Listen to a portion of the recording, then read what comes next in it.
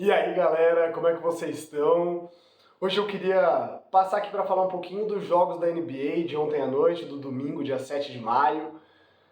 Porque cara, foram dois jogaços, né? O 76ers enfrentando o Celtics, o Suns contra os Nuggets. E assim, né? A temporada regular da NBA é gostosa de se ver, vale a pena, mas não tem nada como playoffs, né? A intensidade e jogos valendo tanto como o de ontem, né? Possibilidade de times abrirem 3-1, né, nos dois casos, e voltarem para casa com essa vantagem, podendo jogar o jogo 5 em casa e possivelmente o jogo 7 em casa também, eram jogos de muita importância.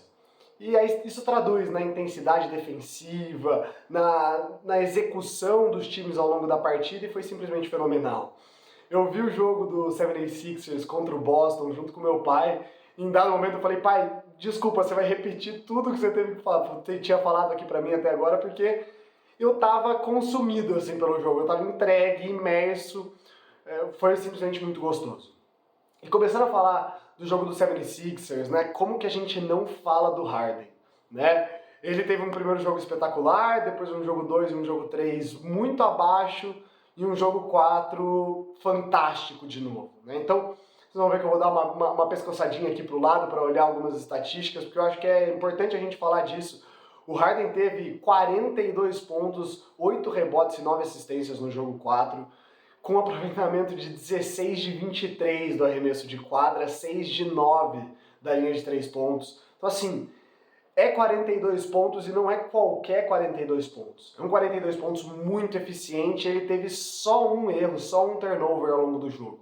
Então, ele conseguiu organizar bem o time e ser muito decisivo nas horas importantes. Então, ele bota uma bola para empatar o jogo antes do tempo extra, né? Um floater que ele bateu para dentro na direita, deu um floater de esquerda, muito bonito, que ele empata o jogo ali. E a bola de 3 para ganhar o jogo no tempo extra, então muito decisivo, com muito aproveitamento de quadra.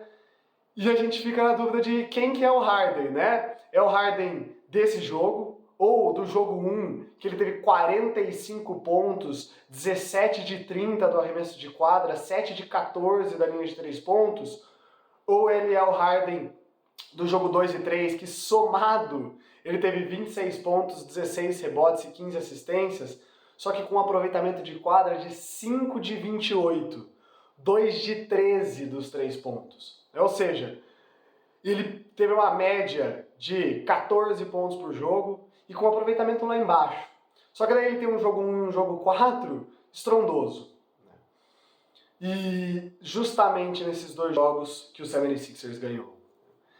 E o Embiid, no jogo 4, ele até chegou ali nos seus 34 pontos, teve uma partida em números interessante, mas o aproveitamento de quadra abaixo, né? 11 de 26, perdão, do arremesso de quadra. E no quarto e tempo extra, quando marcado pelo Al Horford, o Embiid teve um aproveitamento de quadra de 14%. Ou seja, o Embiid pontuou bem ao longo do jogo, mas a vitória do 76ers, e ainda somando o fato do Maxey também não ter tido um bom aproveitamento de quadra, enfim, não vem tendo uma boa série, né, o Tyrese Maxey, mas o fato do 76ers ter ganho o jogo é porque o Harden decidiu a partida. No quarto e tempo extra, o Embiid não conseguiu criar, óbvio, ele sempre chama muita atenção, então na bola que o Harden arremessa de 3 para ganhar o jogo, é o Embiid que sofre uma dupla marcação e bate a bola para fora para o James Harden, que consegue o arremesso de 3, mas complicado, né? Dependendo muito do Harden no final dessa partida, o Embiid, não sendo o Embiid que a gente viu em temporada regular, óbvio, ele tá com uma lesão no joelho, jogando com uma proteção, a gente não sabe até que ponto isso pode influenciar no jogo dele, com certeza incomoda, mas né, as vitórias do 76ers vieram, né, em partidas especiais do Harden. Agora, do lado do Boston, foi uma partida bem equilibrada no sentido de pontuação. 6 jogadores ali passaram dos 10 pontos, e com destaque para o Tatum, que teve 24, mas de uma forma não muito eficiente. E para mim o que preocupa do Boston é o seguinte, é a mesma coisa que fez eles perderem a NBA, o título da NBA no ano passado, na final contra o Golden State Warriors. É o processo de decisão em jogos que estão perto. né, em jogos que são decididos por por uma diferença pequena de pontos e no momento final. As 2 vitórias do Celtics nessa série vieram em jogos que eles conseguiram abrir uma margem significativa. Agora, nos jogos que foram se arrastando e próximo de placar, o Sixers conseguiu ganhar.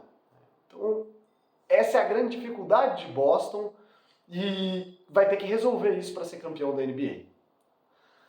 Agora, por mais que os Sixers tenham ganho essa partida, eu saí dela com uma sensação de que essa série é do Boston. Primeiro, pela inconsistência que o Harden tem. Eu já pontuei os números e eu não consigo ver o Harden fazer jogos consecutivos igual esse. E os Celtics são uma excelente equipe na defesa. Então eles conseguem defender muito bem. E com isso, dificultou muito para o Joel Embiid conseguir pontuar. E eu acho que vai depender do Harden decidir os jogos no final, assim como ele decidiu esse jogo 4 e o primeiro jogo. E eu acho isso difícil de acontecer. Ainda mais a gente partindo agora para uma melhor de 3, 2 jogos em Boston. Eu acho que o time de Boston tem mais pessoas podendo contribuir, embora oscilem também. Eu vejo que essa série vai ficar em Boston. Talvez em 6, talvez em 7, mas acho difícil que Boston não leve essa série. E uma coisa, já trazendo aqui um pouquinho para o segundo jogo do dia, os Suns contra os Nuggets, para mim, vendo jogos, a diferença nesse momento e nesses playoffs entre o Jokic e o Embiid ficou assim gritante. E para mim a grande questão disso é a qualidade que o Jokic tem de passar a bola. É impressionante como ele acha os jogadores na quadra e como que isso é uma preocupação. Então o Embiid é até um melhor arremessador, por exemplo, da meia distância, embora o Jokic tenha um arremesso minimamente confiável ali também da meia distância, mas a preocupação que o time adversário tem com o passe do Jokic é diferente. E isso acaba abrindo muito mais espaço para ele, faz com que ele consiga ser muito mais eficiente ao longo do jogo. Não que o Embiid não saiba passar a bola, né? Como eu falei, ele deu assistência para o Harden no Game Winner, mas mesmo essa assistência não foi aquela assistência na mão, bonitinha, né? Um passe difícil também, mas é uma bola que o Harden teve que pegar mais embaixo para trazer para o arremesso. O passe do Jokic é diferente. Então ontem ele terminou com 53 pontos, 20 de 30, do arremesso de quadra, 2 de 4 do arremesso de 3 pontos e com 11 assistências. Então assim, ele não teve um triplo-duplo por rebote, ele terminou o jogo com 4 rebotes, né, um pivô, mas impressionante o que ele fez na partida de ontem, a facilidade com que ele pontuava. Me impressionou. Esse 20 de 30 pareceu até mais eficiente ao longo do jogo, porque eram todos arremessos fáceis. Era bandeja, era ganchinho, era coisa simples. Mas por quê? Porque tinha que se preocupar muito. Se traz uma dobra para cima dele, a capacidade dele de fazer esse passe para alguém livre de 3 pontos é muito letal esse passe dele. Mas o jogo se decidiu nas mãos do Devin Booker, né? O Durant também jogou muito nessa partida e foi mais eficiente do que no jogo 3, tinha pontuado bastante até no jogo 3 também, mas com pouca eficiência, conseguiu isso batendo para dentro, sofrendo falta e com aproveitamento de lance livre, mas o Durant terminou com 36 pontos nesse jogo e foi muito mais eficiente, né, no arremesso de quadra. Agora, o que o Devin Booker tá fazendo é uma coisa inexplicável no basquete, né? Ele terminou com 36 pontos, 12 assistências, 14 de 18 do arremesso de quadra. E assim, se você pegar esse jogo e o jogo passado, ele teve uma média de 41,5 pontos por jogo com 79% do arremesso de quadra.